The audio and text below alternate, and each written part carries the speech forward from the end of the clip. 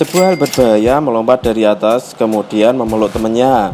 Bisa-bisa terjadi cedera yang fatal kalau jatuh.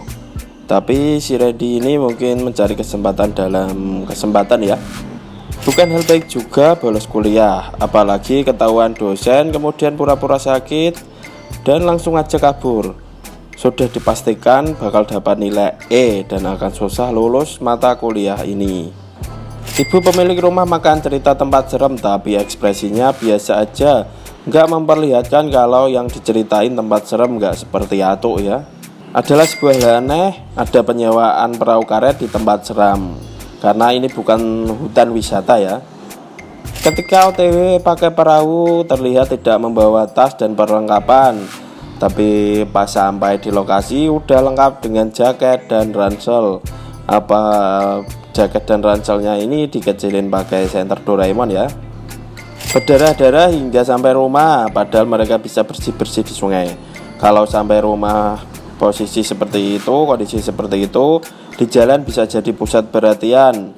Dan juga kalau nunggu sampai rumah tentu darahnya akan kering di badan. Setelah kejadian mereka pulang sendiri-sendiri ke rumahnya masing-masing, ninggali temannya yang kecelakaan. Gak laporan gitu.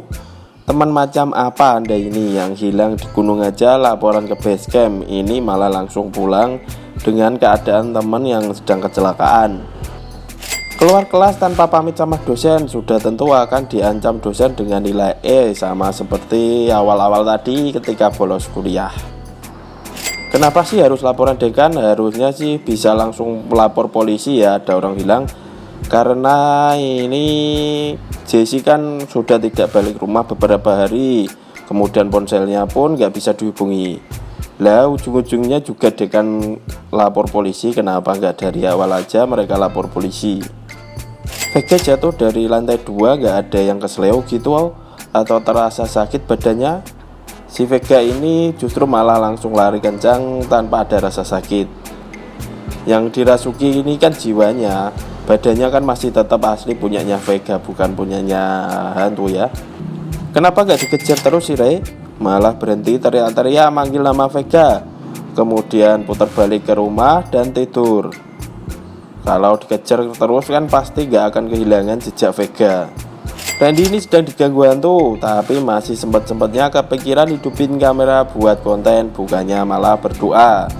Temennya meninggal gak ke rumah duka, justru pergi sendiri-sendiri, ada yang langsung ke kampus.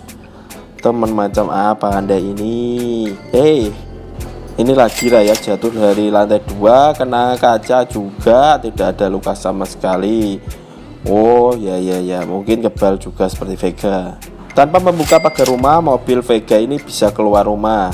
Biasanya rumah gedongan kan pakai gerbang ya. Mobil masuk parit gak ada warga yang lihat. Meskipun tengah malam kan harusnya tetap ada orang yang lewat di jalan itu. Dan gak ada yang nolong sama sekali. Tadi gak ada orang yang nolong, gak ada orang yang lihat mobil jatuh ke parit. Tapi tiba-tiba bisa nelpon Dito dengan pinjem HP punya orang lain. Terus dia pinjem HP-nya siapa, kan gak ada yang nolong. Gak ada kuncian hutan. Padahal hutan ini adalah hutan horor.